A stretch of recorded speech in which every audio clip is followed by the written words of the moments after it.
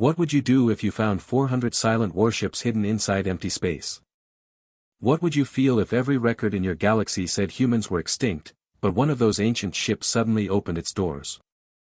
Before the mystery begins, take one small second to like this video, subscribe to the channel, and share it with someone who loves deep space stories where humanity refuses to fade away.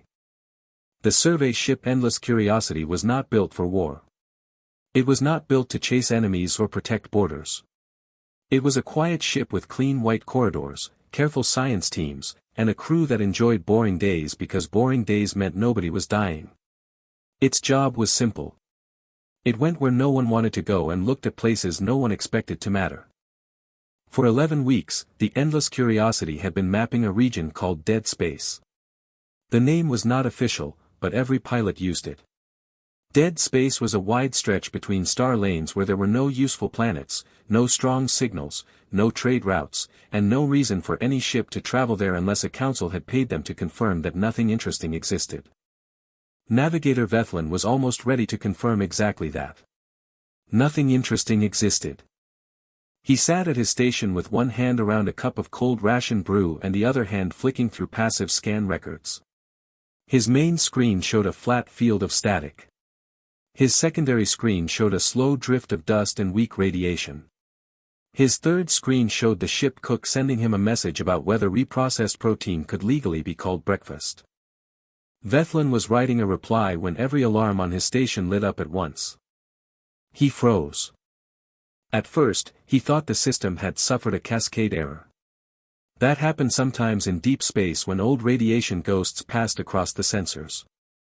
But the alarms did not stop. The lights did not reset. The numbers kept growing. Mass signatures. Not one. Not 5. Hundreds. Vethlin forgot the cold brew. It slipped from his hand and tipped onto the edge of the console, but he did not even look down. His eyes were locked on the display. Captain Dree was standing near the center rail of the bridge, speaking with the communications officer about their return path. She saw Vethlin's face before he said a word. "Captain," he said. The way he spoke made the entire bridge quiet. Dree crossed the bridge quickly. She had commanded survey vessels for 23 years. She had seen broken moons, dead colonies, ruined stations, and star systems where nobody had survived long enough to leave a warning. She was not easy to shake. Then she looked at Vethlin's screen. For 30 seconds, she said nothing. "Run it again," she said softly. Vethlin ran the scan again. The result did not change. 412 large mass signatures were hidden in a place that should have been empty. The sensors said they were arranged in formation. Not scattered. Not drifting. Not wreckage. Formation. Dree leaned closer. "That cannot be right," the tactical analyst whispered. "I know," Vethlin said. "But it is." He changed the angle of the scan. The signatures flickered and almost vanished, as if something in space was bending the signals away from them. Then the image returned, clearer this time. There was a fold in space. It was not a wormhole. It was not a natural gravity well. It was a hidden pocket, folded so gently into the background noise of a universe that no normal ship would have noticed it. It had been sitting there, silent and patient, beside a dead route that nobody used. And inside that pocket, something enormous was waiting. Dree straightened. Her face became calm, but the crew knew that calm. It was the calm of a captain deciding not to panic because everyone else needed her not to. "Send a priority beacon to command," she said. Vethlin swallowed. "Already sent." Dree turned to him. Unauthorized priority beacons could end careers. Vethlin knew that. So did Dree. But after one more look at the screen, she only nodded. "Good," she said. The reply from Conclave Command arrived in 6 minutes. For an institution that often took 3 weeks to agree on lunch schedules, 6 minutes felt like lightning. The message contained only 3 lines. "Do not enter. Hold position. We are coming." The Endless Curiosity stayed outside the fold for the next 9 hours. No one on the bridge went to sleep. No one joked. The cold brew remained on Vethlin's console until a junior tech finally cleaned it with a shaking hand. During those hours, Vethlin scanned the fold from every safe angle. Each scan gave him a little more detail, and each detail made the discovery more frightening. The ships were huge. Some were larger than any vessel the Conclave had built. The biggest mass signature at the center of the formation was nearly 11 kilometers long. It was not a station. The shape was too clean, too deliberate. It was a flagship. The smaller vessels surrounded it in layered rings. Outer defense. Inner defense. Support craft. Carrier shapes. Long spine vessels that looked like artillery platforms. Thick blocky ships that might have been troop transports or mobile factories. There was more. They were not dead. At first, the readings were too weak to trust. Then Vethlin adjusted the filters and removed the distortion from the fold itself. A few thin lines appeared across the data. Thermal output. Power signatures. Not old heat. Not the last breath of dead engines. Controlled power. Active systems. Something inside the fold was still running. Dree stared at the screen. How long could a hidden fleet remain powered like that, she asked. The chief engineer rubbed his brow. With known technology? A century, maybe two, if the systems were brilliant and lucky. More than that would require constant maintenance. And if the technology was not known? Dree asked. The engineer had no answer. The Conclave response fleet arrived just after the 9th hour. It was small for a military response, but enormous for a science matter. 7 ships dropped from faster travel in careful sequence. 2 academic vessels. 1 diplomatic cruiser. 3 defense escorts. And the command ship Luminous Verdict, carrying Admiral Kasha. Kasha was not famous for dramatic speeches. She was famous for walking into problems and refusing to be impressed until the problem proved it deserved her respect. The hidden fleet earned her respect in less than 1 minute.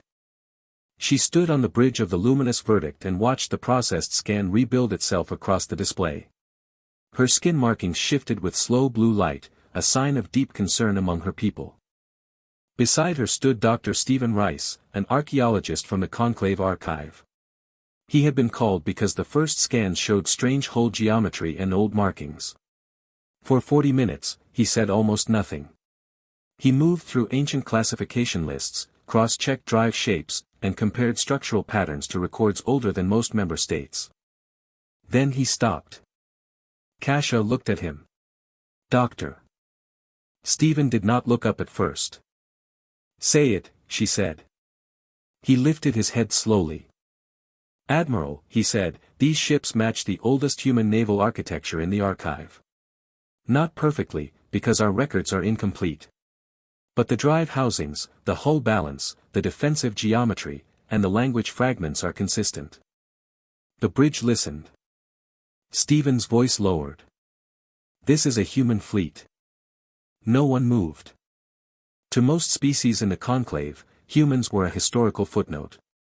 A powerful young civilization that had risen fast, expanded fast, fought hard, helped many, angered many, and then vanished before the modern Conclave fully formed. Their worlds had gone silent. Their stations were found empty. Their records ended in panic, evacuation, and broken signals. For 20,000 years, humans had been listed as extinct. Kasha looked back at the fold. How old? She asked. Stephen's mouth went dry. Best estimate, he said, these vessels have been inside that fold for 20,000 years. The bridge felt smaller after he said it. Outside the windows, empty space looked empty. But every officer now understood that emptiness was a lie. Beyond that invisible border, 400 ancient human warships held their formation in silence. And deep inside the largest ship, a system that had waited through 200 centuries registered the new arrivals. For the first time in 20,000 years, Commander Maravos opened her eyes.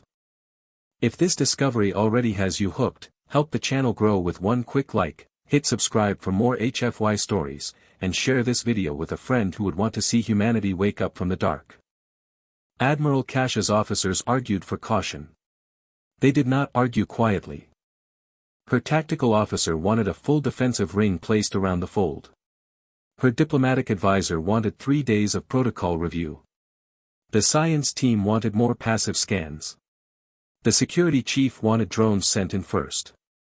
Dr. Stephen wanted to go inside immediately, which made the security chief look at him as if he had lost his mind.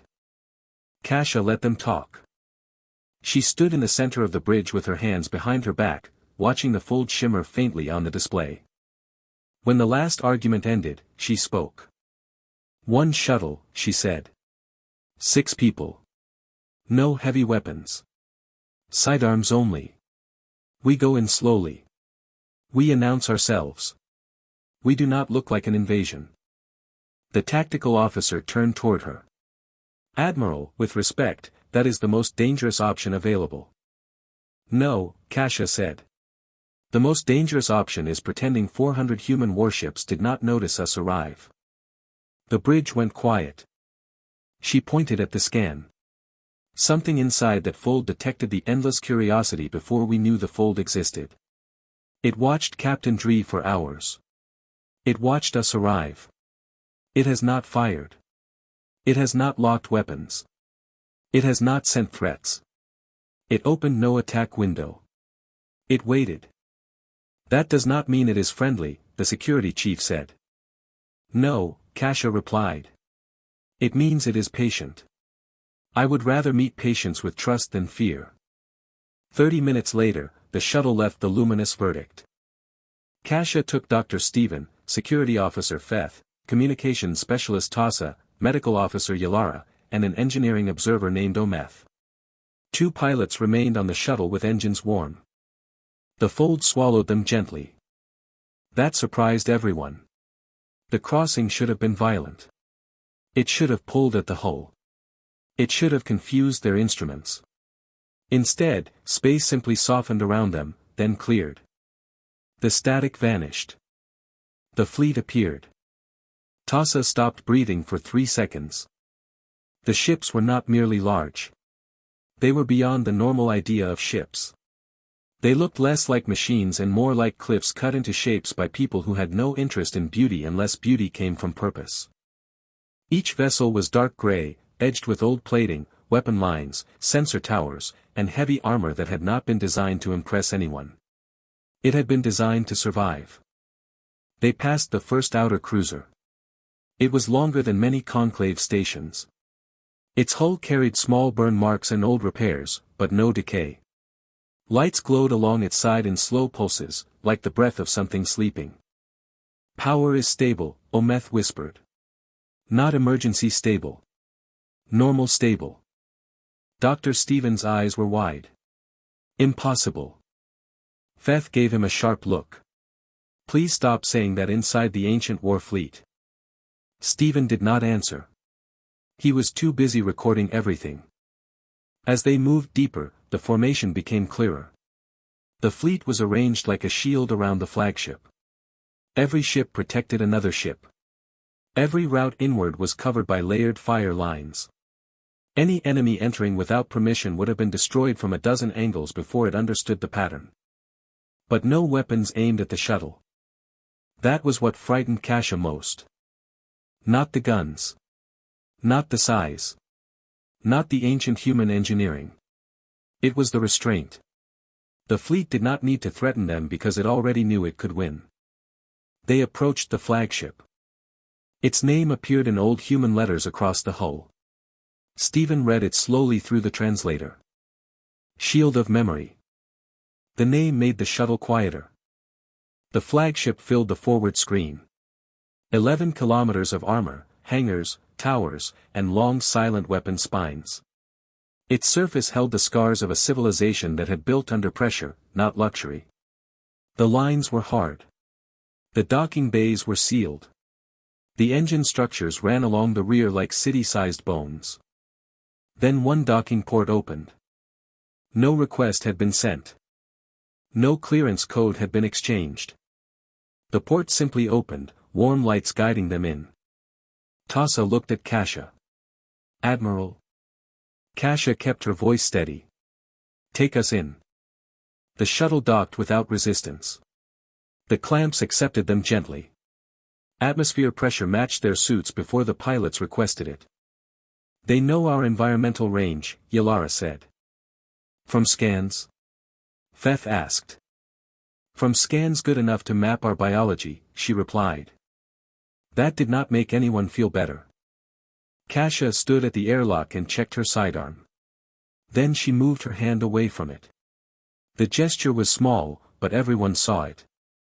"We came here to talk," she said. "So we look like people who came to talk." The airlock opened. The corridor beyond was wide, clean, and lit in a warm white glow. The air smelled old, but not rotten. There was a faint metal scent, a faint dust scent, and something else none of them could name. The systems had been running for 20,000 years, and the air was cleaner than the air on many modern stations. Ometh looked up at the vents. "Filtration is active," he said. "Quiet, efficient, stable. I do not understand how." "Add it to the list," Stephen murmured. Human writing covered the walls. Some of it was practical. Deck numbers. Direction arrows. Safety labels. Emergency notices. Some of it was personal. Small marks beside a panel. A faded drawing near a maintenance door. Names written inside a transparent preservation layer. Stephen moved slowly, almost reverently. "These are real," he said. "Not copies. Not archive fragments. Real human text." Tassa touched the wall with 2 fingers, then pulled her hand back as if she had touched a grave. The corridor lights brightened ahead of them. Feth looked at Kasia. "It is guiding us." "Yes," Kasia said. "Should we be worried?" She looked at the clean corridor, the open docking port, the calm lights, and the absence of traps. "It had 20,000 years to make this unfriendly," she said. "It chose not to." They walked for nearly 10 minutes. Doors opened before them. Lifts arrived before they were called. No human crew appeared. The ship felt empty, but not abandoned. That difference mattered. Abandoned places feel like no one cares what happens next. This ship felt watched, maintained, and waiting. At last, they reached a command chamber. The doors opened. The room was huge, circular, and calm. Displays curved around the walls. Most were dim, but none were broken. At the center stood a command chair facing a wide observation window filled with the silent formation of the fleet. The chair turned. A woman sat there. She looked human. Not a statue. Not a recording. Not a machine pretending to be alive. A living woman, breathing slowly, watching them with clear blue eyes. Her skin was dark.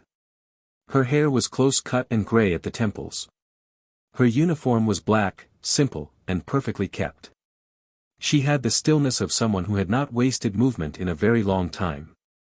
Dr. Stephen made a soft sound that might have been fear or wonder. The woman looked at each of them in turn. Not like a prisoner seeing rescuers. Not like a ruler seeing subjects. Like a commander reading a battlefield. Then she spoke. The translator struggled for half a second. It pulled from ancient human language records, filled gaps, repaired old meanings, and finally gave her words to them. "I am Commander Mara Voss," she said. "Terran Continuance Fleet. Flagship Shield of Memory. First Arc Formation." No one interrupted. "I have watched your approach for 6 days," she continued. "I have waited for someone to find us for 19,782 years." She paused, as if letting the number settle into the air. "You took longer than I hoped," she said. "But you are here. Sit down. We have much to discuss." The 6 visitors sat. Even Feth sat. Kasia leaned forward. "Commander Voss, what happened to humanity?" For the first time, something like pain moved behind Voss's eyes. Humanity survived, she said. That is the short answer. The long answer begins with a war we could not win. The room seemed to grow colder. 20,000 years ago, Voss said, something entered our galaxy. We called them the Hollow. They did not speak. They did not negotiate. They consumed systems and moved on. If a civilization fought, it was erased. If a civilization ran, it was followed. If a civilization surrendered, it died anyway. She stood and touched the display beside her. A star map appeared. It was old. Stars sat in slightly different places. Borders from dead nations glowed and vanished. We fought them, she said. Of course we fought them. We were human. But courage is not magic. Willpower does not stop a weapon that outnumbers you 1,000 to 1. We ran the numbers. Then we ran them again because nobody wanted to believe the first answer. She looked at Kasha. The answer was the same. If we met them directly, we would lose everything. Yalara spoke carefully. So you hid? No, Voss said. We preserved. Hiding is what you do when you are afraid of being seen. Preservation is what you do when the future still matters. The distinction landed heavily. Voss moved the map again. A small fold appeared in dead space. Our engineers spent 40 years building this pocket. Stable. Shielded. Deep enough to hide an arc fleet. We gathered ships, records, seed banks, genetic libraries, teachers, builders, doctors, artists, children, and weapons. We carried everything we needed to rebuild, and everything we needed to defend the rebuilding. Stephen whispered, an arc fleet. Voss nodded. A fleet designed to keep humanity alive until the galaxy became safe enough to return. Kasha looked toward the window. And the Hollow? Gone, Voss said. Our boundary sensors stopped detecting them 3,000 years after we entered the fold. They burned through this galaxy and left, or they collapsed, or they found some greater hunger elsewhere. I do not know. Then why did you not leave? Feth asked. Voss looked at him. It was not an angry look. It was worse. It was patient. Because outside the fold, we saw no one ready to meet us. For thousands of years, the galaxy was wounded. Young powers rose and killed each other. Empires formed and broke. Worlds burned.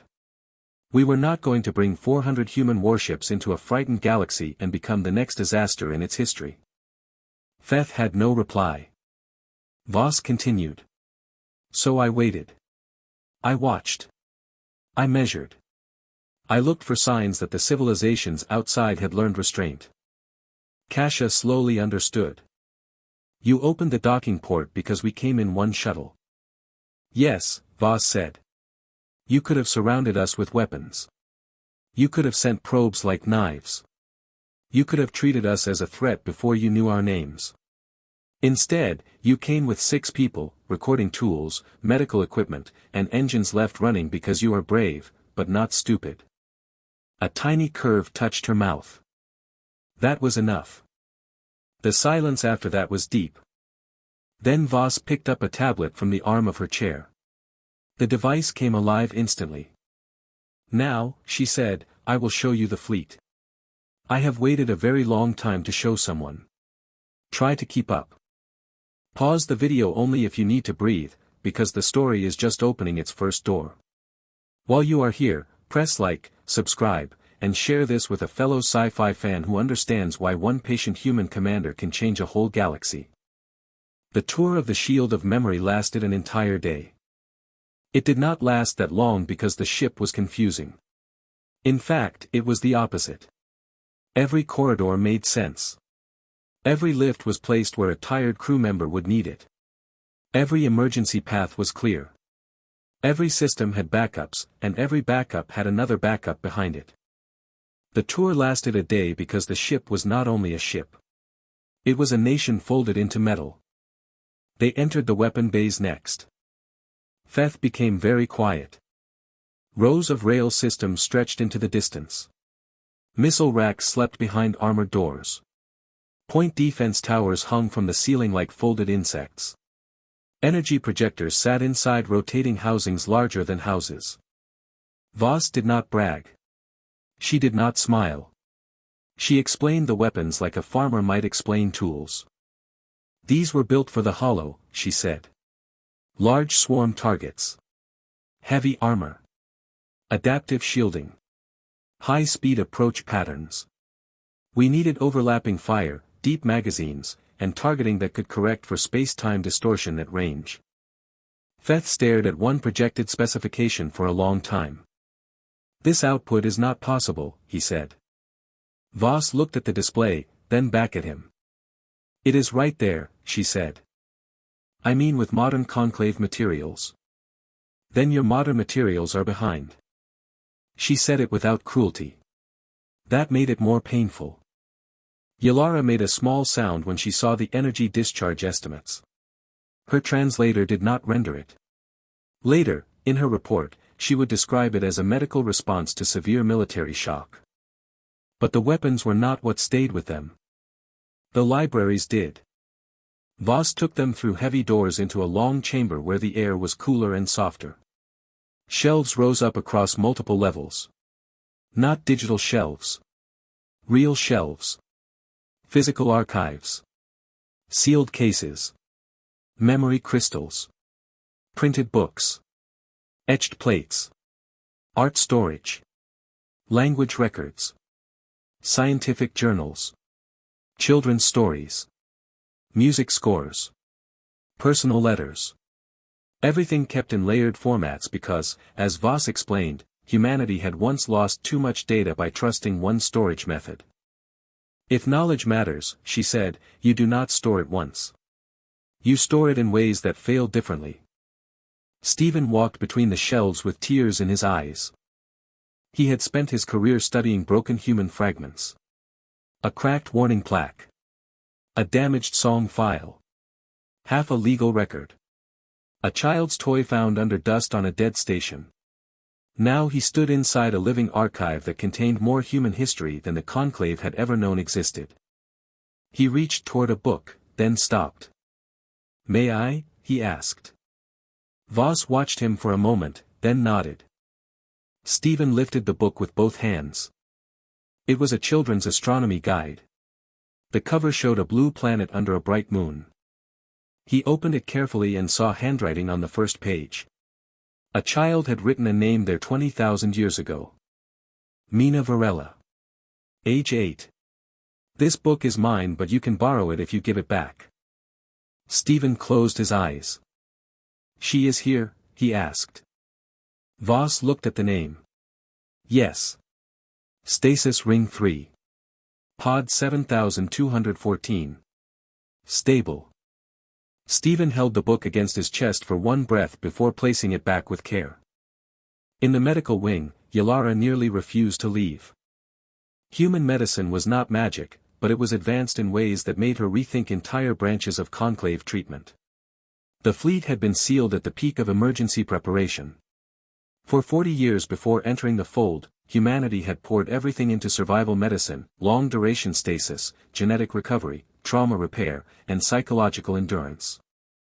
You expected to wake damaged, Yalara said. We expected everything, Voss replied. Hope is useful. Preparation is better. Then they entered the stasis holds. No one spoke at first. Rows of pods stretched away under gentle blue light. Thousands in the first chamber alone. Each pod held one person. Each display showed stable life signs. Some pods carried family markers. Some carried profession codes. Some had small personal images preserved beside the glass. Kasha walked slowly. There were soldiers here, yes. But also farmers. Engineers. Teachers. Nurses. Mechanics. Children. Infants. Elderly historians. Cooks. Builders. People who had not chosen glory. They had chosen a terrible kind of trust. They had closed their eyes while the end of their age burned behind them, believing that one day someone would bring them home. Kasia stopped beside one pod. Inside lay a boy no older than 10. His face was peaceful. A toy spacecraft floated in a small magnetic cradle beside him. "He has been asleep the whole time?" she asked. "Yes," Voss said. "And you stayed awake?" "Someone had to." Kasia turned to her. "For 20,000 years." Voss looked across the endless rows. "Not all at once," she said. "One duty at a time. At first, one day at a time. Then one diagnostic at a time. Then 1 century at a time. When that became too large, I stopped measuring myself by time and started measuring myself by tasks. Check the fleet. Update the records. Repair what failed. Watch the boundary. Keep them safe. Repeat." Yalara's voice was very soft. "Were you alone?" "There were support mines and automated systems," Voss said. "That is not what I asked." For a long moment, Voss did not answer. Then she said, "Yes." No one knew what to do with that word. 20,000 years alone was too large for sympathy. Too large for simple praise. Too large for normal ideas of duty. It made every conclave medal and military honor feel small. Kasia looked around at the sleeping humans. "Why did you accept that burden?" she asked. Voss turned to her. "Because they trusted me," she said. That was enough. When the tour ended, they returned to the command chamber. No one was the same person who had entered it. Stephen had enough recordings to change his entire field. Ometh had enough technical notes to start several professional arguments. Yalara had medical questions that would fill a decade. Feth looked as if he had learned humility and disliked the taste of it. Kasia had something heavier. Responsibility. She was no longer only dealing with an ancient fleet. She was dealing with a living people, sleeping by the thousands, guarded by one commander who had turned patience into a weapon stronger than fear. "We need to tell the council," Kasia said. "Yes," Voss replied. "And I should be there when you do." Kasia studied her. "You understand what this will do to the galaxy?" Voss looked through the observation window at the fleet. "Admiral," she said, "I have had 20,000 years to think about consequences. You have stayed with the fleet this far, so show the story some support. A like tells the channel you want more, subscribing keeps these long HFY journeys coming, and sharing it helps another listener find this sleeping human empire." The emergency session of the Conclave Council began badly. That was not anyone's fault. It was simply too large a thing for normal procedure. The council was used to problems. Border disputes. Trade arguments. Pirate activity. Disease outbreaks. New species contact. Old species anger. The conclave had survived 700 years by building rules for almost everything. But there was no rule for this. A civilization recorded as extinct had returned. It had returned with 400 warships. It had returned from a hidden fold where it had waited 20,000 years. And its commander was standing live on the communication display, looking calmer than everyone who had slept normally the night before. 17 species representatives appeared in the holographic chamber. Some were physically present on the conclave station. Others joined through secure relay. Their faces, bodies, markings, and light patterns showed different kinds of unease. Commander Voss stood beside Admiral Kasia aboard the Shield of Memory. She wore the same black uniform. No extra decoration. No attempt to impress. Her posture said she would wait as long as required, which made the council feel strangely rushed. The first 20 minutes were procedural. Then the procedures collapsed. The Brellan representative spoke first. He was young for his office and had the sharp directness of someone who believed danger should be named quickly. "Commander Voss," he said, "your fleet carries weapons beyond our current defense capacity. You claim peaceful intent, but how can we accept 400 warships on the edge of conclave space?" Voss looked at him with steady eyes. "If I wanted to threaten you," she said, this conversation would not be happening. The chamber went silent. She continued, voice even. I detected your survey vessel before it detected us. I observed your response fleet before it entered stable range. I allowed Admiral Cash's shuttle to dock. I could have chosen fear at any point. I did not. The Brellan representative's jaw tightened. That does not remove the danger. No, Voss said. It explains my intent. Danger and intent are different things. You should take both seriously. Kasha watched the council absorb that. Voss had not softened the truth. She had not pretended the fleet was harmless. Somehow that made her more credible. The Vihari elder spoke next. His name was Dross, and he was older than many political systems. His people lived long lives, and Dross had spent 4,000 years remembering things others forgot. His voice moved slowly through the translator. My people have records of humans, he said. Very old records. My ancestors used one word again and again. Consequential. We never fully understood why. Voss turned toward his image. For the first time since the council began, her expression changed. Not much. But enough. The Vihari sent relief ships to the Nereid colony before any human rescue vessel could arrive, she said. 3 generations before we entered the fold. You saved thousands. My records still name every ship. Dross's old eyes widened slightly. You remember that? We remember kindness, Voss said. Especially when we had nothing to offer in return. The chamber shifted. It was not dramatic. Conclave chambers did not gasp. But every representative understood that something important had happened. The ancient human commander was not speaking from myth. She was speaking from records, memory, and gratitude older than their nations. The Shin representative leaned forward. What do you want? Voss answered without hesitation. A home. Territory where my people can wake, rebuild, and live without being treated as a weapon first and a civilization second. Formal talks with the conclave. Cultural exchange. Medical cooperation. Technical transparency where trust allows it. She paused. The next word carried more weight than the others. Allies. No one interrupted. Voss looked from one representative to another. The thing that drove us into the fold did not come from this galaxy. We called them the Hollow because they left nothing behind.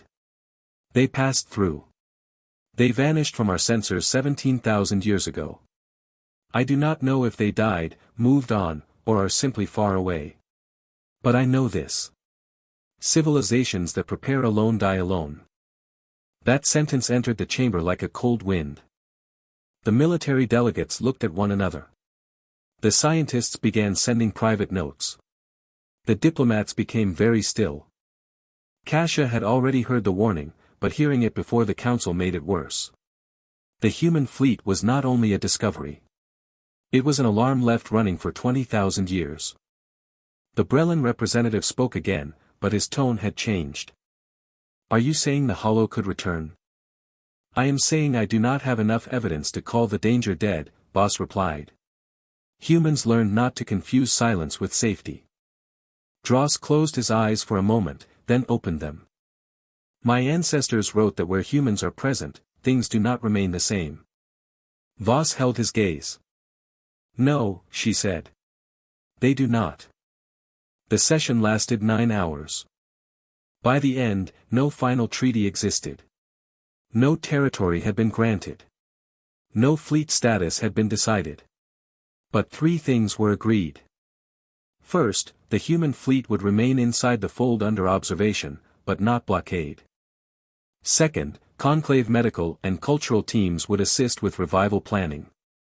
Third, Commander Voss would provide limited historical and strategic records concerning the Hollow.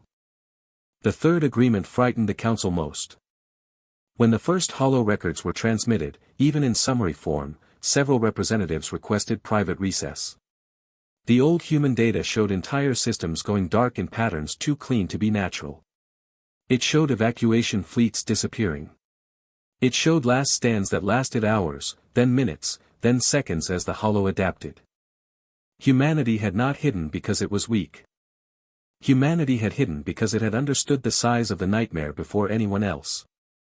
After the council session ended, Kasia and Voss stood alone in the command chamber. "You scared them," Kasia said. "Good," Voss replied. Kasia looked at her sharply. Voss turned from the display. Not panic. Not hatred. Not blind fear. But sober fear. Useful fear. The kind that makes people check locks, repair walls, and stop wasting time pretending the dark is empty. Kasia folded her arms. "You speak like someone who expects war. I speak like someone who hopes for peace and prepares for reality." There it was again. The human way of saying hard things plainly. Kasia found herself respecting it even when it unsettled her. The next weeks became a storm of controlled activity. Conclave ships remained outside the fold. Human systems began sharing filtered data.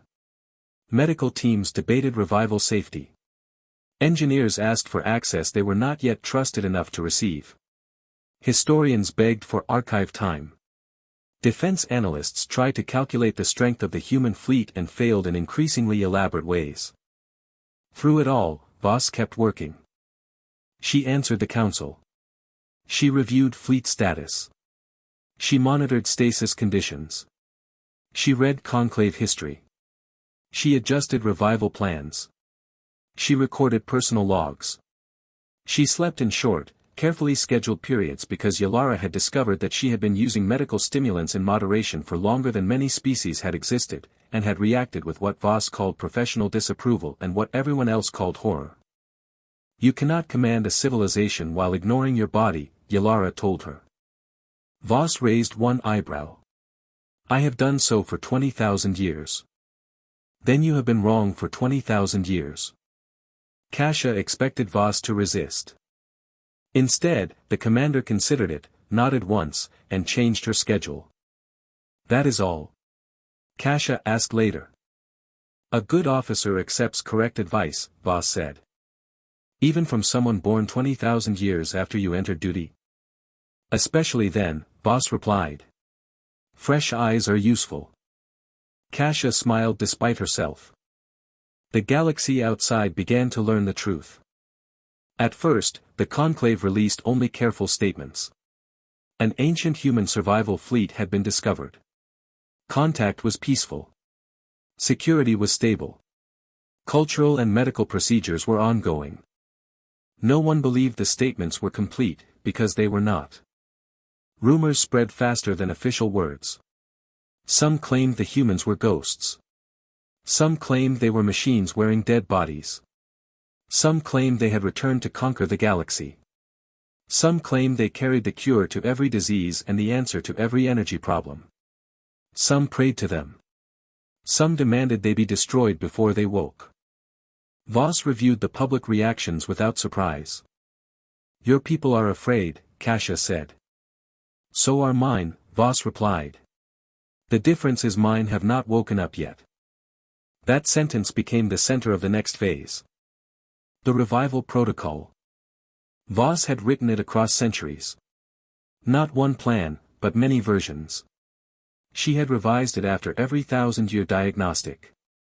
She had updated psychological projections as outside history changed. She had built models for waking into an empty galaxy, a hostile galaxy, a primitive galaxy, a peaceful galaxy, and a galaxy that had forgotten humans entirely. The last one had been the hardest. "You expected us to be forgotten?" Stephen asked her during one archive session.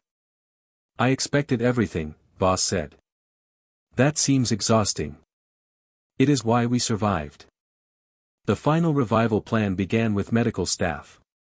Then mental health teams. Then engineers required for power, food, and environmental systems. Then families in connected groups where possible. Then education staff. Then civilian leadership. Then the rest in controlled waves. "No one wakes alone," Voss said. "No one wakes to lies. No one is handed politics before water. No one is treated as cargo. Yalara approved the medical structure. Kasha approved the security structure. Stephen approved nothing because he was too busy asking whether he could be present when the first historian woke.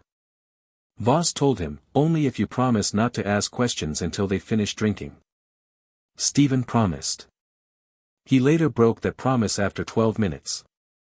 But by then, history had already begun breathing again. Stay close, because now the sleeping fleet is about to become a living civilization. Give this video a like, subscribe for more long-form space stories, and share it with someone who enjoys humans being calm in situations that would break anyone else. The first revival chamber was quiet except for machines. Soft lights brightened one row at a time. Medical drones moved with careful grace. Conclave doctors stood beside human automated systems, ready but nervous. Commander Voss stood at the center of the room with her hands folded behind her back. The first pod opened. A woman inside drew her first breath in 20,000 years. Her name was Dr. Lena Adebayo. Chief Medical Coordinator, 1st Arc Formation. She coughed once, opened her eyes, and looked straight at Voss. For one strange second, the room belonged to the past. Commander, Lena whispered. Voss stepped closer. Doctor. Lena looked around. Her eyes took in the unfamiliar conclave doctors, the changed equipment layout, the new symbols on temporary monitors. Did it work? She asked. Yes, Voss said. The fold held. Yes. How long? No one moved. Voss did not soften the truth. 20,000 years. Lena closed her eyes. Her face trembled once. Then she breathed in slowly, like a woman placing a heavy object carefully on the ground. The fleet? Stable. The people? Most survived. Some did not. I have the records. Lena opened her eyes again. There was grief there, but also discipline. Then we have work to do, she said. Yalara, watching from beside the pod, later wrote that this was the moment she began to understand humans. Not because they did not feel shock. They felt it deeply. But they had a strange habit of turning pain into a task before it could drown them. Within hours, the first medical team was awake. Some cried. Some asked questions so quickly the translators struggled. Some sat in silence with hands pressed against their blankets. One doctor laughed for almost a full minute, not because anything was funny, but because the mind sometimes chooses laughter when reality becomes too large. Voss stayed for every first briefing. She said the words again and again. We entered the fold. The hollow passed. The fleet endured. It has been 20,000 years. You are safe. We are beginning the return. She never said it like a speech. She said it like a door being opened. After medical came the psychological support staff. This group reacted differently. They listened, asked fewer technical questions, and watched Voss with professional concern that made her uncomfortable. One of them, a small man named Armin Vale, sat up slowly and studied her face.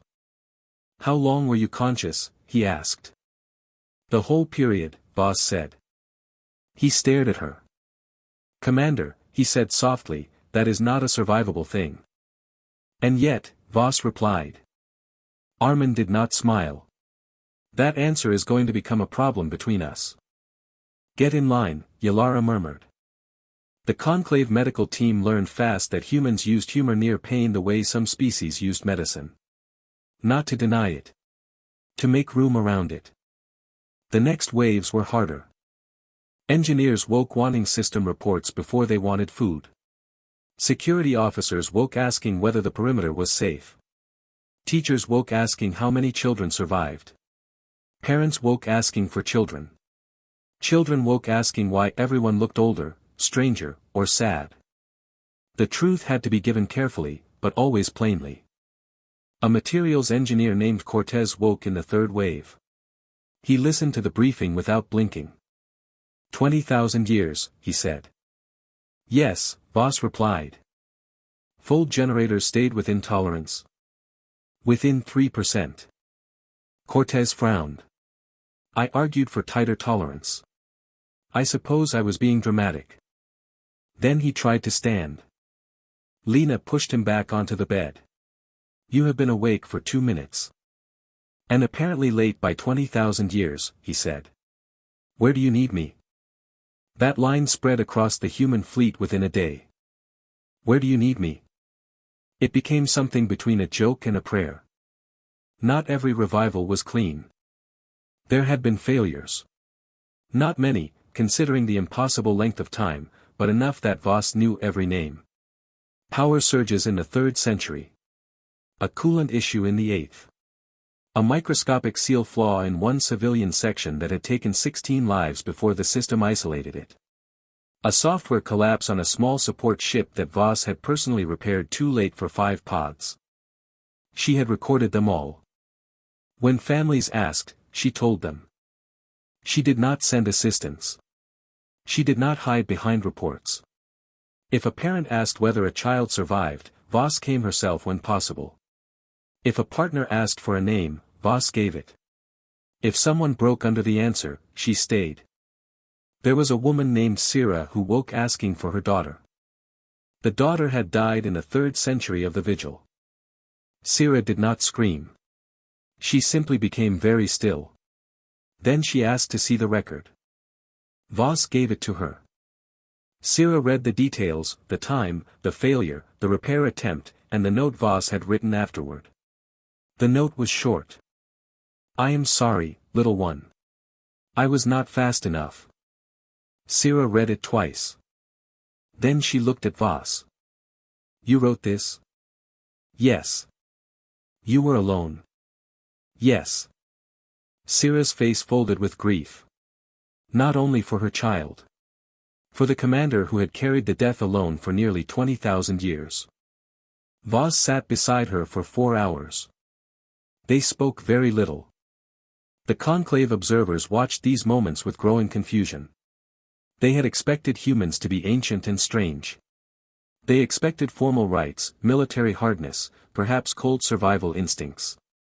Instead, humans were painfully understandable. They grieved. They argued. They made tea. They criticized maintenance logs. They hugged friends. They asked for music. They asked whether Earth had survived, and when told that Earth was wounded but still alive, many wept like children. Earth. The name moved through the fleet like sunrise. Most of the awakened humans had not expected to see it again. Some had been born in colonies and knew Earth only through stories. Others had left it during the Great Evacuation, watching its blue curve shrink behind them while fires burned in orbit. The conclave had records of Earth, but the planet had been under protected study for centuries. It was not empty, exactly. Life had survived. Oceans still moved. Forests had returned in many places. Human cities were ruins under green growth. The conclave had treated it as a grave world. Now it was something else. A home that had been waiting without knowing it. When the first live image of Earth appeared on the Shield of Memory's central display, every human in the command chamber went silent. The planet looked different. Coastlines had shifted slightly. Ice had changed. Old city lights were gone. But the blue was still there. The white clouds. The soft glow of atmosphere. The moon beyond. Voss stood very still. Kasia watched her from the side. You have not seen it in 20,000 years, Kasia said. I saw stored images, Voss replied. That is not the same. Voss did not answer. On the display, Earth turned slowly. Dr. Lena began to cry. Cortez whispered, she waited too. No one asked who he meant. After that, revival became more than a medical process. It became a cultural return. Human kitchens reopened. The first meal served aboard the flagship after mass revival was simple soup, bread from preserved grain cultures, and fruit grown in hydroponic bays that had been maintained in seed form for longer than some stars had remained stable. Several conclave observers tasted it politely. Most did not understand why humans became emotional over bread. Stephen understood. It is not bread, he told Tassa. It is proof. Music returned next. At first, a single violin in the old music room. Then voices. Then drums. Then instruments the conclave had no names for. Human music spread through ship channels and into observation feeds. It was not always beautiful in the polished conclave sense. Sometimes it was rough. Sometimes it was too loud. Sometimes it broke its own patterns and rebuilt them in the same breath. The conclave listeners found it difficult to classify. Humans found that funny. A young musician named Eli spent 3 days listening to Vihari tonal structures and came out furious. I have been thinking about harmony incorrectly my entire life, he said. Your entire life has had a large gap, Stephen said. That makes it worse, Eli replied. Within weeks, human and conclave musicians were building pieces together. Some sounded terrible. Some sounded impossible. One performance in the Shield of Memory's main hall made the Vihari elder Draw sit in silence for so long his aide checked his health signs. The next day, Draw sent Voss a message. The translator rendered it simply. My ancestors were right.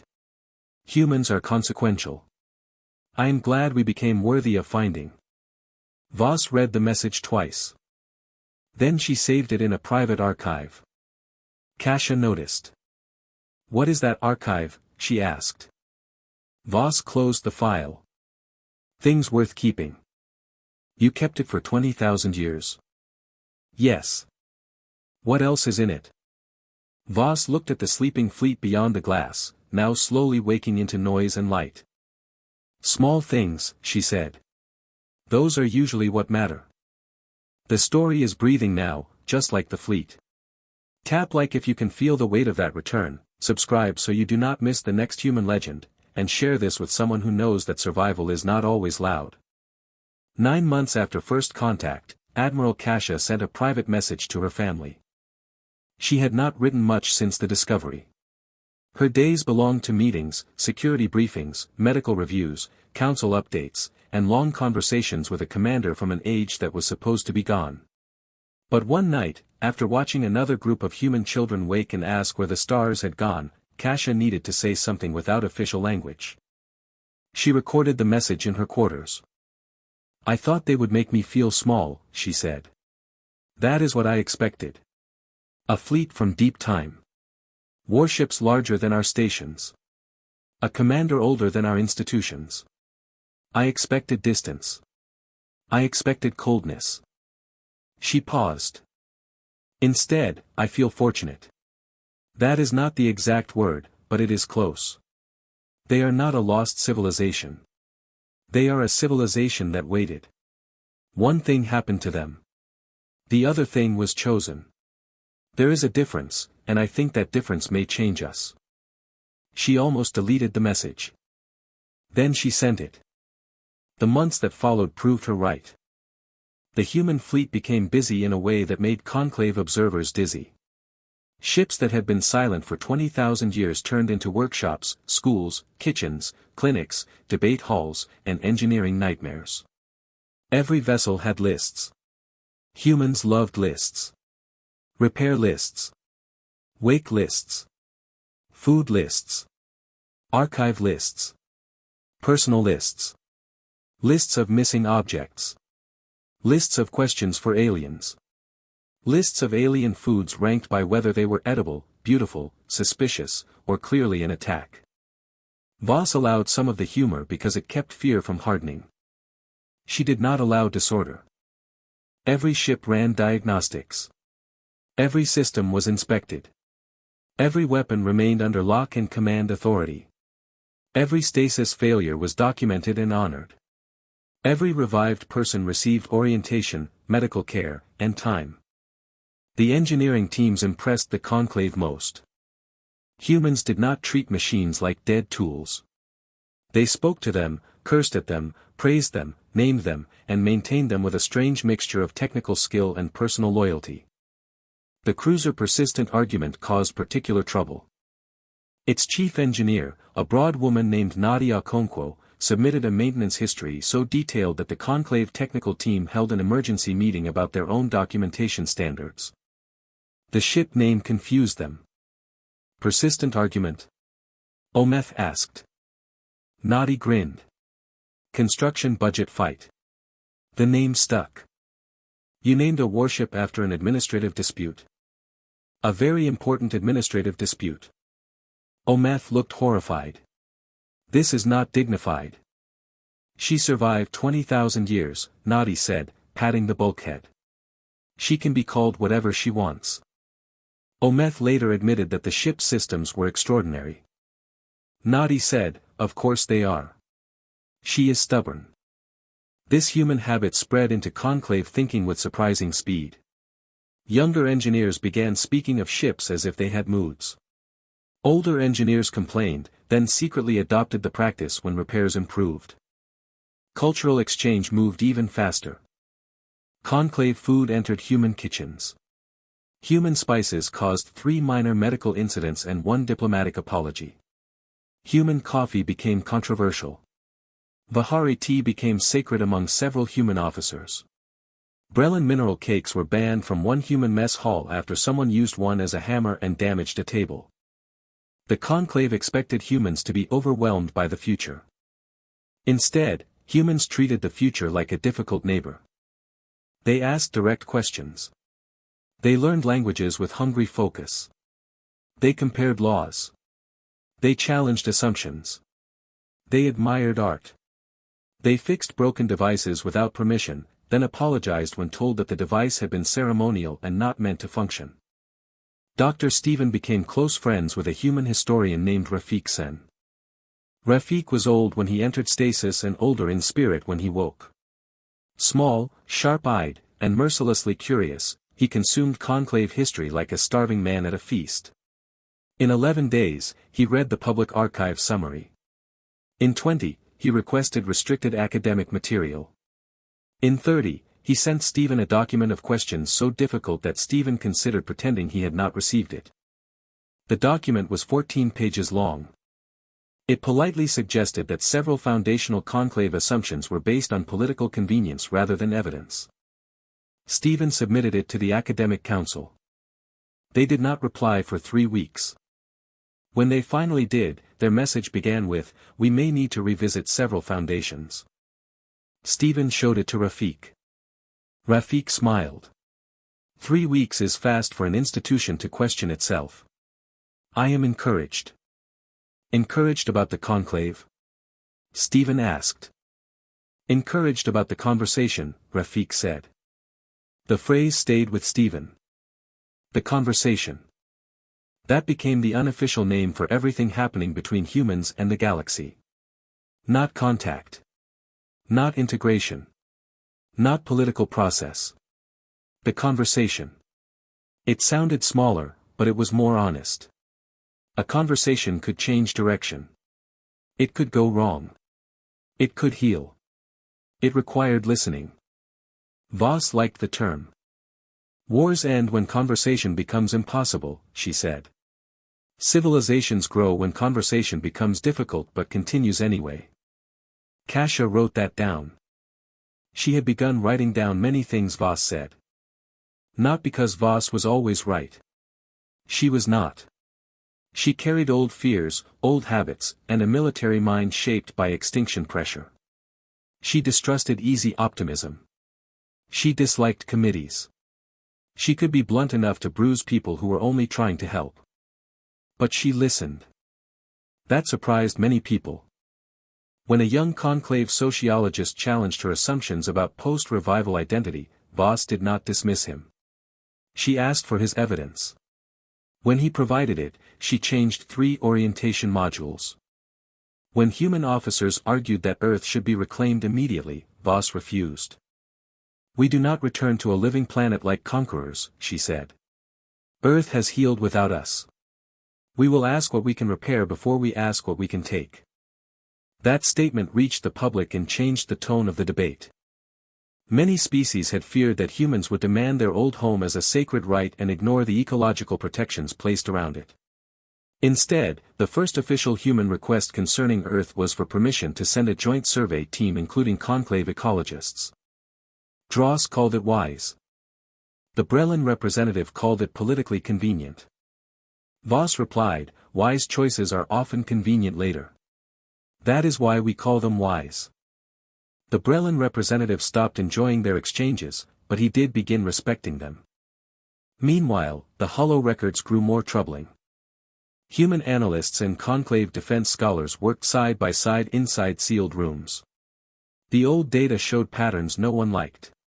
The hollow had not behaved like simple invaders. They harvested energy, material, and information. They adapted quickly.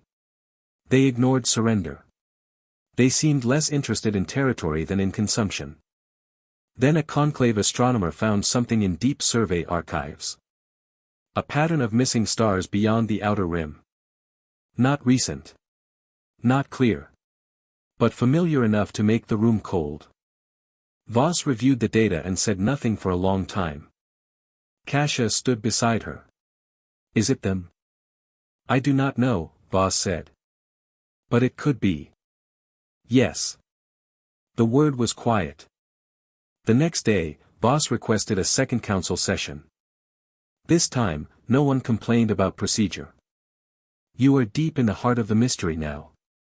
If you want more stories where humanity brings both warning and hope, press like, subscribe to the channel, and share this video before the next revelation hits.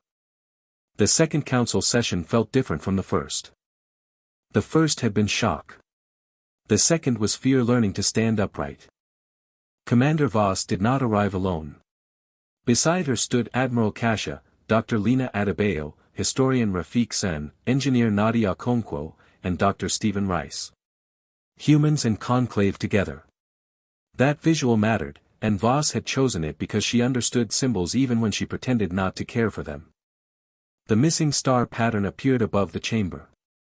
Distant space. Old survey lanes. Weak signals. Long gaps where stars should have been brighter. The conclave astronomer explained the data first. Then a human tactical analyst compared it to hollow movement records from 20,000 years earlier. The match was not perfect. Nothing across that much time could be perfect. But the similarities were enough. The chamber remained quiet after the presentation. The Brelin representative spoke carefully. You believe the hollow are outside the rim. Voss answered, I believe something outside the rim is creating a pattern similar to hollow aftermath. That is all the evidence allows me to say. And if it is them? Then you need to stop thinking of my fleet as the problem. No one accused her of drama this time. Dross leaned forward. What do you recommend? Voss touched the display. A new map appeared. Defense lines. Sensor nets. Deep-range probes. Evacuation routes. Industrial preparation zones. Joint command structures. Not a war plan for conquest. A survival architecture. We prepare without panicking, she said. We build sensors first. Knowledge before weapons. We harden communications. We review evacuation capacity. We train mixed crews. We study old hollow behavior and current unknown patterns. We do not announce certainty we do not have, but we do not waste time pretending uncertainty is comfort. The Shin representative studied the plan. This would change the conclave economy. Yes. It would shift political authority toward defense coordination. Yes. It would require member species to trust human strategic guidance. No, Voss said. It would require you to test it. Trust follows proof. That answer helped. The plan was not accepted in full. Nothing so large could be. But the Council approved a joint outer rim survey, a shared analysis office, and limited integration of human sensor technology into conclave listening posts. Nadi looked almost sad when she heard the phrase limited integration. They are going to ask for more in 3 months, she said. Ometh was standing beside her. That seems optimistic. No, Nadi replied. It seems like what happens when people realize their windows are dirty. She was right. The first human upgraded sensor station found 3 things the Conclave had missed. The first was harmless, a cluster of cold comets. The second was useful, an old abandoned mining relay with salvageable material. The third was a faint repeating distortion from far beyond mapped space. Not a signal. Not exactly. A pulse. When Voss saw it, her hands tightened behind her back. "Commander?" Kasia asked. "The Hollow did not communicate with us," Voss said.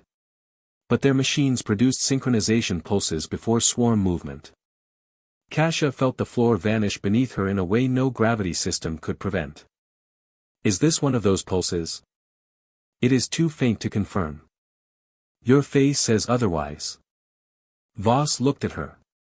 "My face remembers. Evidence still matters."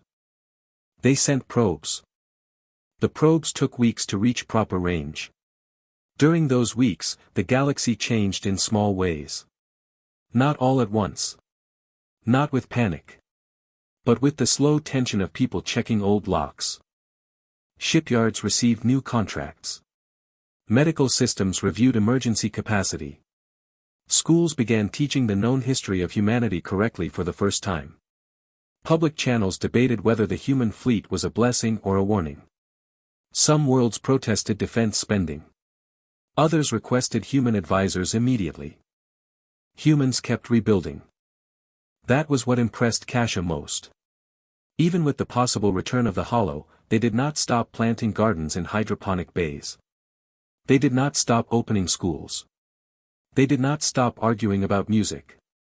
They did not stop naming repair drones. One child named a drone Biscuit. Biscuit became famous after it fixed a door during a live cultural broadcast. Voss claimed not to understand why this mattered. Everyone knew she was lying because Biscuit was later assigned a higher maintenance priority. Then the probes returned their first deep rim data. The distortion was real. It came from far beyond normal travel range. Too far for any known Conclave vessel to investigate safely. It was faint, intermittent, and buried under background radiation, but the pattern repeated. Human systems matched it with a 61% confidence to pre-swarm hollow synchronization. 61% was not certainty. It was enough to wake old nightmares. The Council ordered secrecy while analysis continued. Voss agreed, but with one condition. "No lies to the public if the danger becomes active," she said. The Council resisted. Voss did not move. "My civilization nearly died under leaders who told the truth too late," she said. "I will not help build that mistake again." Dross supported her. Kasia supported her. Reluctantly, the Council accepted. Privately, Kasia asked Voss what she would do if the Hollow were truly returning. They stood on the flagship observation deck. Outside, human ships glowed with revived activity. Conclave vessels held position beyond the fold. The hidden fleet was no longer hidden in spirit, even if most of it had not yet emerged. "I would do what we failed to do the first time," Voss said. "Which is? Stand with others before the fire reaches the door." Kasia watched the stars. "And if standing is not enough?" Voss looked at her, and in that look was 20,000 years of silence, work, grief, and unspent resolve. "Then we make it enough." The words were simple. That made them worse. The next week, the Council approved the Outer Vigil Initiative. The name came from Dross. Voss hated it because it sounded ceremonial. Kasia liked it because it made politicians uncomfortable in the right direction. The initiative created joint listening stations, shared defense drills, expanded emergency routes, and a new mixed command school. Human officers would train Conclave officers in hollow response models. Conclave diplomats would train humans in current interspecies law. Engineers would exchange systems under heavy oversight. Medical teams would continue revival. It was messy. It was political. It was slow. It was also the beginning of the galaxy changing shape around humanity. Rafik told Stephen, this is what survival looks like after the dramatic part. Meetings. Drafts. Arguments about terminology. People think history is made of battles, but most of it is made of rooms where tired people refuse to leave. Stephen wrote that down too. Meanwhile, Commander Voss prepared for the emergence of the fleet. Not all ships would leave the fold at once. That would be reckless. The emergence had to be staged, inspected, and coordinated with conclave traffic systems. Civilian populations had to be ready. Political observers had to be invited. Security had to be visible but not threatening. Voss reviewed the plan 16 times. Kasia caught her on the 17th. You trust your officers, Kasia said. Yes. You trust your engineers. With some supervision. You trust the math. Always with supervision. Kasia crossed her arms. Then why are you still reviewing? Voss looked at the emergence schedule. Because this is the first time in 20,000 years that the fleet moves forward instead of simply enduring. Kasia's expression softened. You are nervous. I am prepared. That is not a denial. Voss looked annoyed. Kasia smiled. Good, Kasia said. You should be nervous. It means this still matters. Voss looked back at the schedule. After a while, she said, it has always mattered. 1 week later, the fold began to open. The fleet was about to return to the galaxy. Before the doors of the fold open, do one more thing for the channel. Like this video if the build-up is working, subscribe for more cinematic HFY stories, and share it with someone who would stand on that observation deck with us. The emergence began slowly. The fold boundary brightened like a thin silver wound in space. Conclave observation ships waited at a respectful distance. News relays carried delayed public feeds to hundreds of worlds. Military vessels held defensive posture, but their weapons remained cold. Human ships inside the fold reported ready status one by one. The first vessel to cross was not the flagship. Voss chose a hospital ship. That choice was deliberate. The ship Mercy of Dawn moved through the boundary with soft blue lights along its hull. It was large, but unarmed except for defense systems. Its medical bays were active. Its crew stood awake at their stations. Its first message into open space was simple. Mercy of Dawn has emerged. We are ready to receive anyone in need. Across the conclave, public reaction shifted. People had expected warships first. Voss gave them doctors. The second vessel was an engineering ship. The third was a school and civilian habitat vessel. Only then did the first heavy cruiser emerge. Kasia stood on the bridge of the luminous verdict and understood exactly what Voss was doing. The commander was introducing humanity in the order she wanted the galaxy to understand it. Heal. Build. Teach. Defend. When the first battleship came through, fear still moved across the watching ships. It could not be helped. The vessel was enormous, dark, and scarred. Its armor drank starlight. Its weapon lines were quiet but visible. Then its public channel opened, and a child's voice came through by accident. Mama, is that outside? A second voice whispered something, then cut the channel. For 5 seconds, the galaxy heard nothing. Then social feeds across the conclave exploded with emotion. The warship was not only a weapon. It carried families. Voss did not smile when Kasia told her the clip had spread.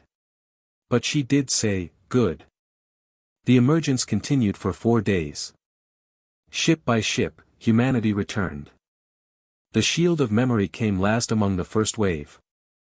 The flagship crossed the fold boundary with no ceremony, no music, no bright display.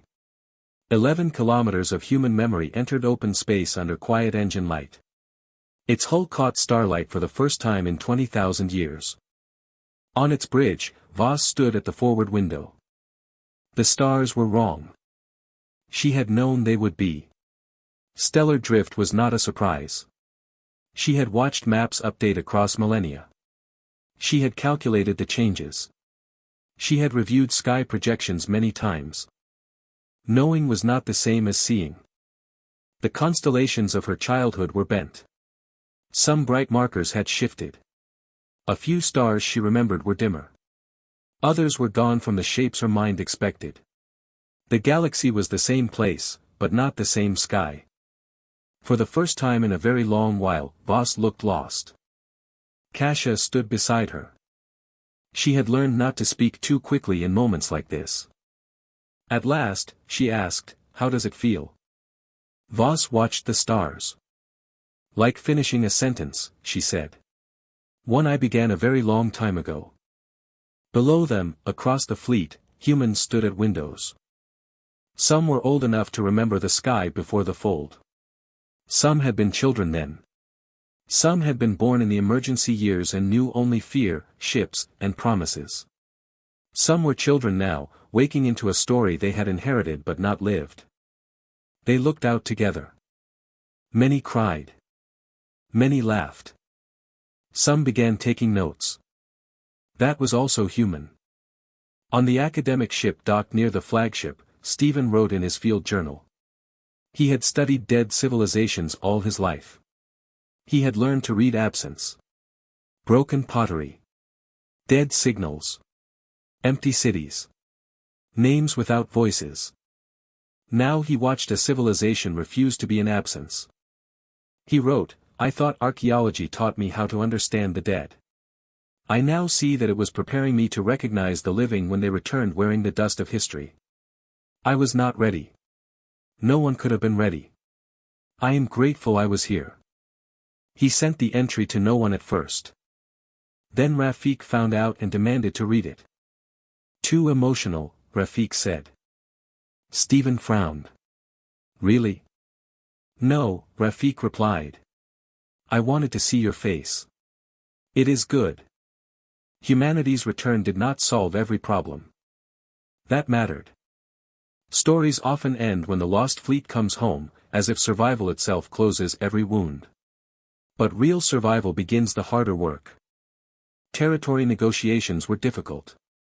The Conclave had member worlds with old claims, protected zones, ecological concerns, and security fears.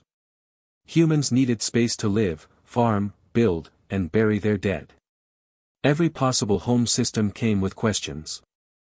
Weapons oversight was worse. Several species wanted the human fleet disarmed. Humans refused, politely at first, then less politely. Voss remained firm. A people who survived extinction pressure do not give away their shield because others find it uncomfortable, she said. But we will discuss transparency, command safeguards, and joint defensive doctrine. The compromise took months and satisfied no one completely, which meant it was probably workable. Human culture created its own challenges. Humans asked rude questions without realizing they were rude. Conclave officials gave indirect answers that humans interpreted as avoidance. Vihari ceremonies lasted longer than human attention spans expected. Brelan debate customs sounded like arguments to humans, which humans enjoyed too much. Shan silence rituals made human diplomats deeply nervous until Rafik explained that silence was not always judgment. Mistakes happened. Apologies happened too. That mattered more. The first human settlement was not on Earth. That surprised the public. Voss recommended a quiet system near conclave-protected space, with 2 terraformable moons, stable resources, and no living native biosphere. Humans named the first settlement Hearth Point after 3 weeks of debate and 1 thrown cup in the naming committee. The first building raised there was not a command center. It was a clinic. The second was a school. The third was a memorial. At the memorial dedication, Voss stood before a wall of names. Not only the names of those who died in stasis. Also those lost before the fold, those who fought the Hollow, those who never reached the fleet, and those from other species who had helped humans in their last age. The Vihari relief ships were listed there. Dross attended through relay. His old face shook when he saw the names. "We did not know you remembered," he said. Voss looked at the memorial. "Memory is a duty," she replied.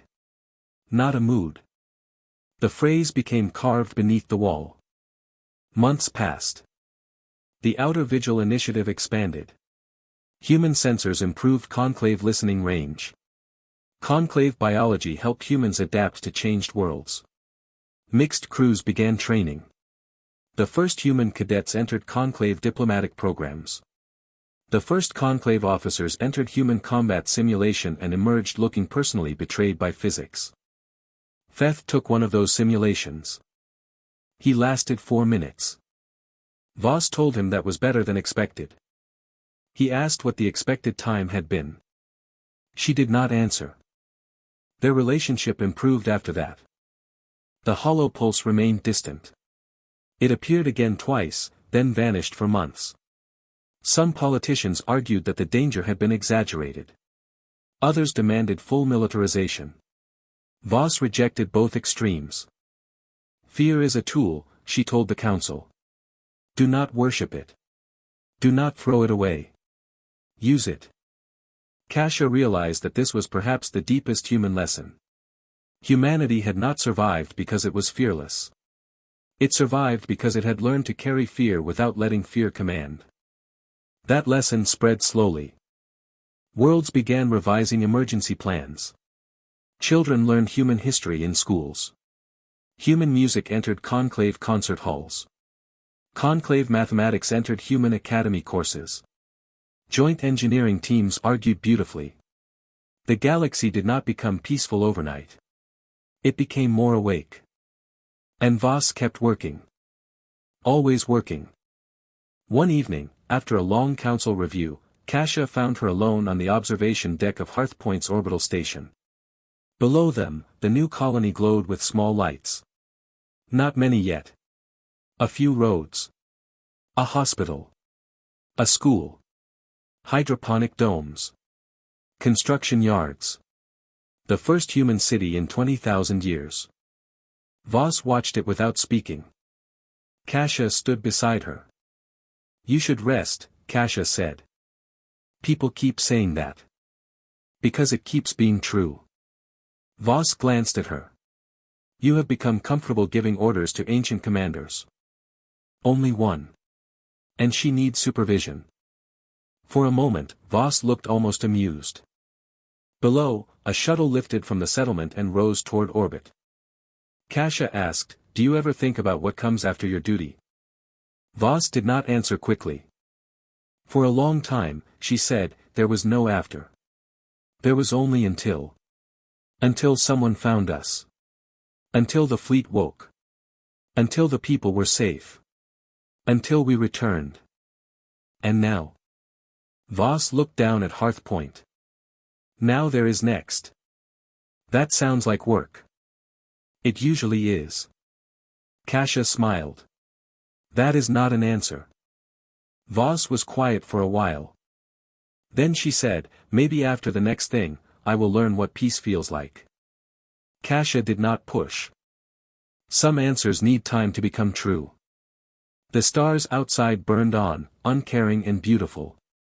The fleet held its new formation, not hidden now, but present. The fold behind them was emptying, its great secret becoming history. Human voices filled channels that had once carried only automated reports. Children ran through corridors where silence had ruled for centuries. Engineers argued with machines. Doctors healed. Teachers taught. Diplomats negotiated. Soldiers trained. Musicians played. A civilization that had refused to die was doing something harder. It was learning how to live again. You have reached the return, but the journey is not finished. Like the video if this story earned your time, subscribe for more powerful HFY narration, and share it with someone who believes humanity's greatest strength is getting back to work after the impossible. The Hollow returned as a question before they returned as a threat. 3 years after first contact, the outer vigil stations detected a clear pulse beyond the rim. This time there was no doubt. It matched the old human records. The council received the confirmation in a sealed session. Voss was present. Kasia was present. Dross joined through relay because his health no longer allowed long travel. The Brelin representative, older now in the way responsibility ages the face, read the report twice before speaking. How long? He asked. Voss looked at the projection. If the source is moving toward the galactic edge at the lowest modeled speed, 12 years before contact with outer systems. At higher speed, less. 12 years. For politics, it was no time. For panic, it was forever. For preparation, it was a gift. Voss said exactly that. We have what my people did not have enough of, she told the council. Warning. Allies. A chance to build before the sky burns. Use it. This time, the council did not delay for months. The outer vigil became the Shield Accord. Human fleet doctrine merged with conclave logistics. Shipyards expanded. Civilian evacuation networks improved. Science teams studied every pulse. Diplomats worked to keep worlds calm without lying. Schools taught emergency readiness without turning children into fear machines. It was not easy. Some worlds resisted. Some accused humans of manufacturing fear to gain power. Some demanded the fleet be placed under full conclave command. Some human factions argued that the conclave was too slow and humans should prepare alone. Voss fought both sides with equal irritation. We hid alone once, she told a human assembly. It saved us, but it did not save everyone. Do not mistake survival for completion. To the conclave, she said, you invited human knowledge because the danger is real. Do not ask us to forget why our ships were built. Work with us or argue while the dark approaches. I prefer work. The Shield Accord held. Barely at first. Then more strongly. The first mixed defense fleet trained near Hearth Point. Human battleships flew beside conclave cruisers. Vahari shield vessels learned to coordinate with human point defense. Brelin strike craft adapted to human timing patterns and complained loudly until they began winning simulations. Shen navigators improved fold boundary mapping. Tassa, once the young communications specialist who had frozen at the sight of the fleet, became chief liaison for mixed command language. Feth became one of the best human doctrine instructors outside humanity. He still hated the simulations. Voss told him hatred could be educational. He replied that humans use that phrase too often. The galaxy changed under pressure, but not only into a weapon. Human and conclave scientists built better drives. Medical teams shared stasis improvements that helped long-range rescue. Archive projects restored lost human languages and corrected thousands of old errors. Earth recovery became one of the largest ecological efforts in known history. Human children grew up with alien classmates. Conclave children grew up knowing that humans were not extinct, not ghosts, not legends, but neighbors who fixed things loudly and asked uncomfortable questions. Voss watched all of it with guarded satisfaction. She was still commander of the fleet, but her role had changed. She no longer carried humanity alone. She had officers now. Councils. Specialists. Annoying doctors. Friends, though she did not use the word easily. Kasha used it for her. You know we are friends, Kasha said one evening. They were aboard the Shield of Memory, reviewing yet another defense exercise. Voss did not look up. That is a personal classification. Yes. Operationally unnecessary. Also yes. Then why state it? Kasha smiled. Because it is true, and you respect accurate reporting. Voss looked up slowly. After a long pause, she said, accepted. Kasha laughed. Voss returned to the report, but the corner of her mouth moved. The first real hollow object entered mapped space in the 5th year of the Shield Accord. It was not a ship in the normal sense. It was a long black structure moving without visible engines, surrounded by small fragments that shifted like metal insects. It ignored all hails. It absorbed probe signals. When a remote drone approached, the object unfolded, consumed it, and continued moving. The old records named such objects Harvest Scouts. The council watched the footage in silence. Voss did not. She began issuing orders. No speech.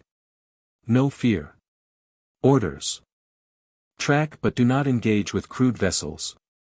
Send decoy probes in layered pattern. Measure response time. Keep all signals isolated. Do not allow direct system contact. Move outer civilian traffic behind Line 3. Notify command school to begin live scenario protocols. Kasia watched the room transform around Voss. Panic became motion. Motion became structure. This was what the commander had been built by time to do. For 20,000 years, she had waited. Now waiting ended. The Harvest Scout reached the first prepared defense net 12 days later. No civilians were there.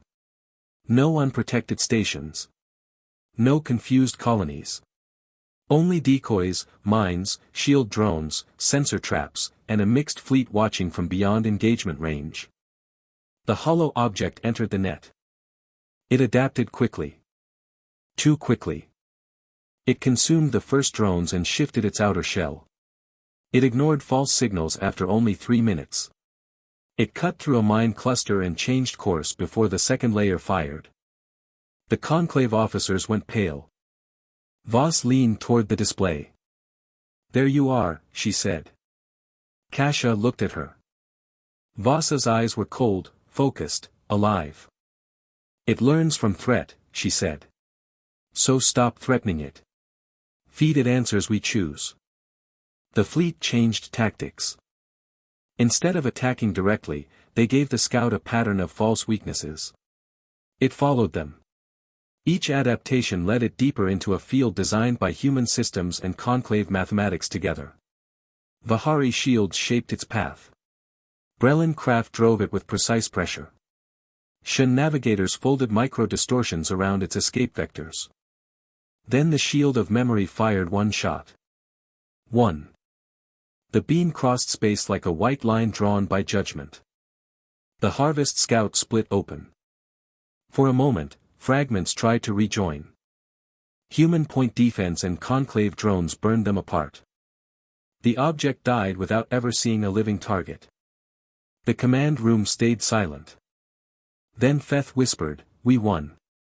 Voss did not take her eyes off the debris. "We killed a scout," she said. "Do not make it larger or smaller than it is." That became the public message. A hollow scout had entered outer space. It had been destroyed by a joint defense fleet.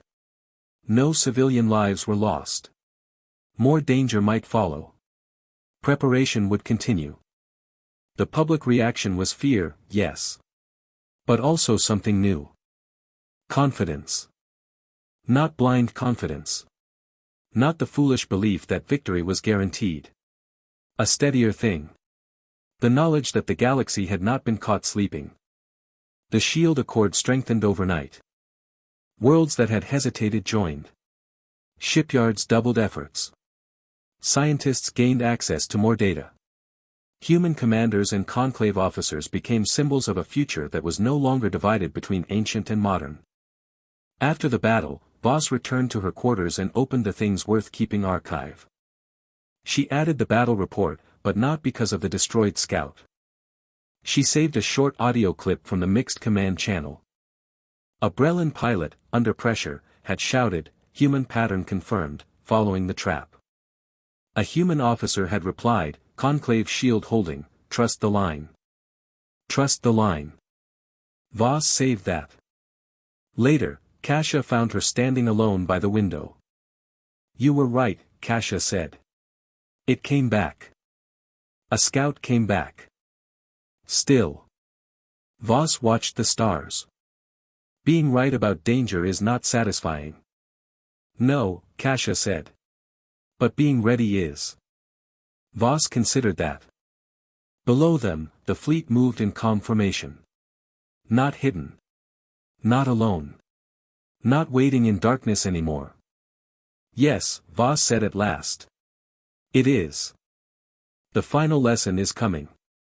Like this video if you stayed through the long night, subscribe for more stories where humanity earns its legend, and share it with someone who would rather be ready than lucky. The Great Hollow Invasion never arrived the way nightmares promised. That was the strangest part. For years, the galaxy prepared for a wave of darkness, for endless swarms, for the old terror exactly as human records described it. Instead, they saw fragments. Scouts. Broken harvest engines. Automated teeth from a monster that might have died long ago or changed beyond recognition. Some came close. Most were found early. All were studied. Many were destroyed. The danger remained real, but it was no longer unknowable. That changed everything. Humanity had given the galaxy an old fear. Then, with the Conclave, it gave the galaxy tools to face it. The Shield Accord became permanent. Not a military empire. Voss refused that with sharp force. Not a human command structure over everyone else. Kasha would not allow that either. It became a network. Sensors, relief fleets, shared defense, emergency medicine, open archives, and joint schools. The galaxy did not become safe. It became less helpless. That was better. 10 years after first contact, Earth received its first official return ship. Voss was aboard. So were Kasha, Dross by remote presence, Stephen, Rafik, Lena, Nadi, Yalara, Feth, Tassa, and a group of children selected by lottery from the awakened fleet and the first generation born after return. The ship descended through clouds over an ocean that glittered under sunlight.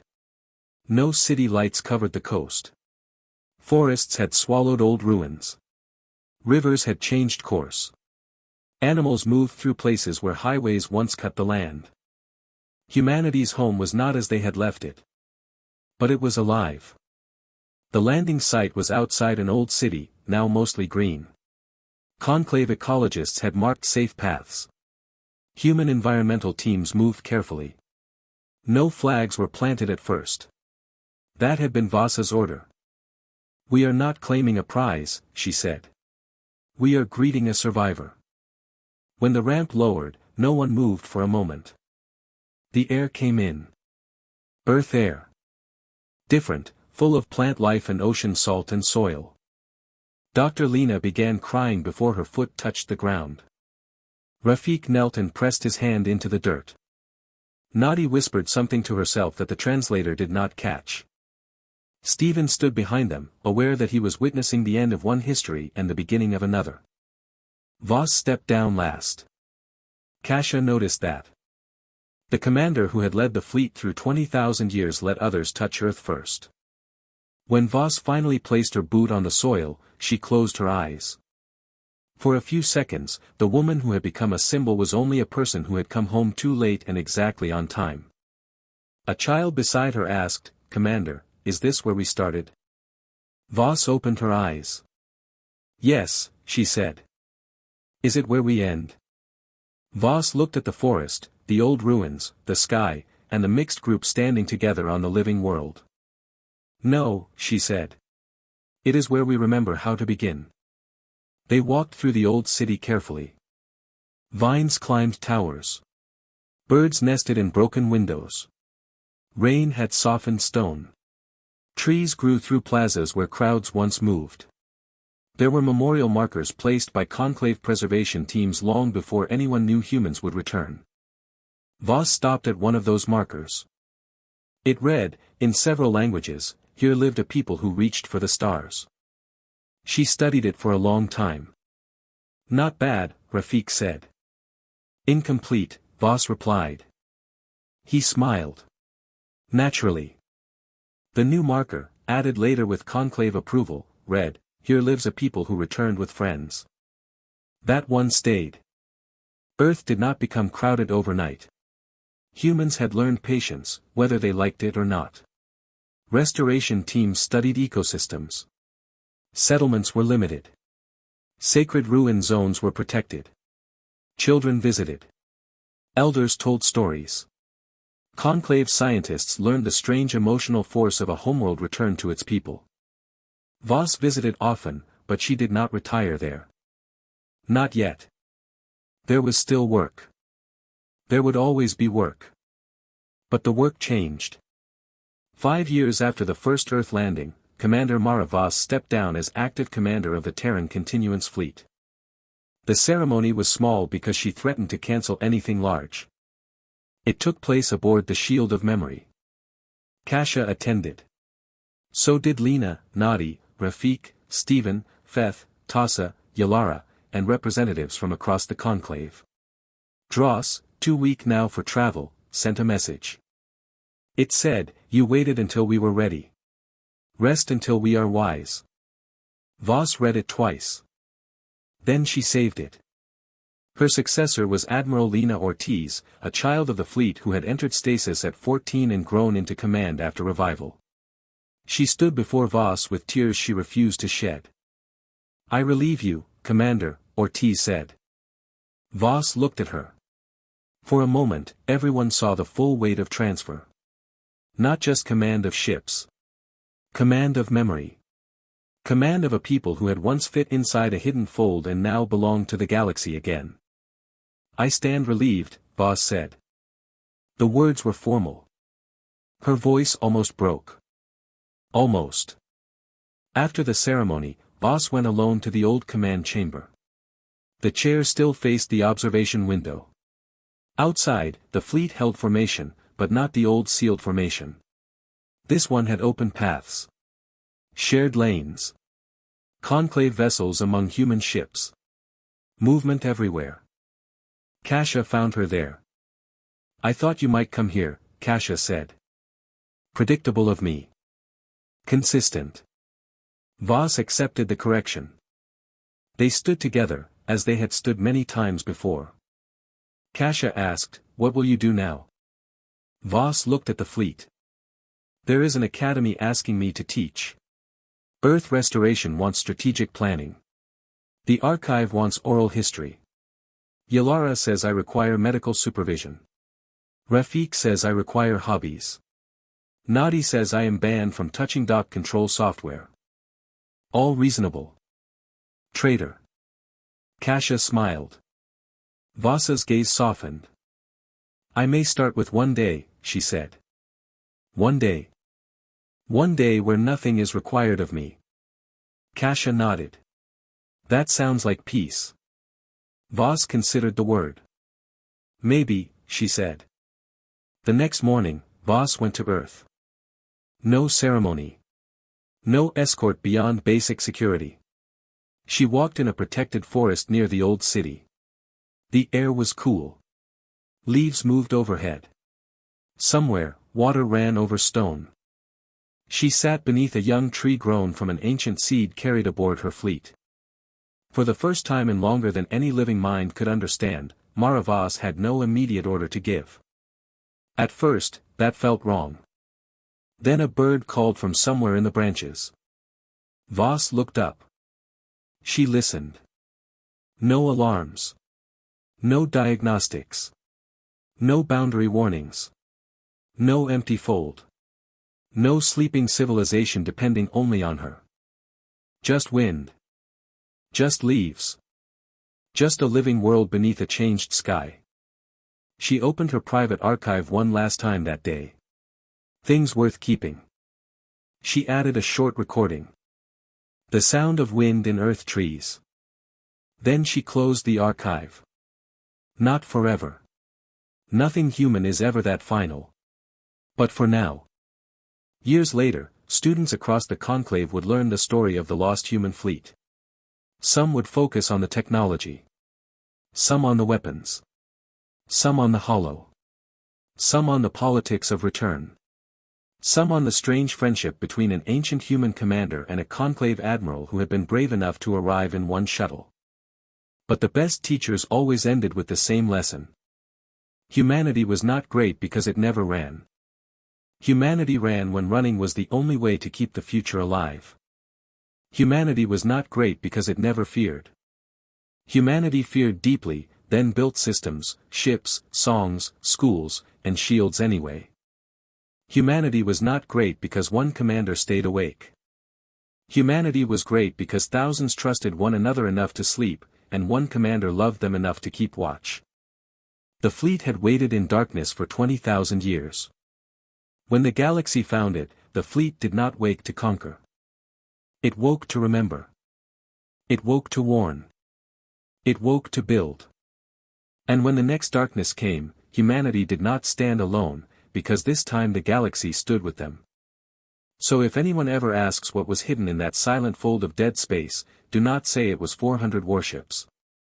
That is only the smallest part of the truth. Say it was a promise. A promise sealed in armor, guarded by patience, carried through 20,000 years by a commander who refused to let the last light go out. And when the door finally opened, that promise stepped into the stars and went back to work. If this ending stayed with you, give the video a like, subscribe for more deep space HFY stories, and share it with someone who needs a reminder that even after the longest night, humanity still finds the next thing and begins again.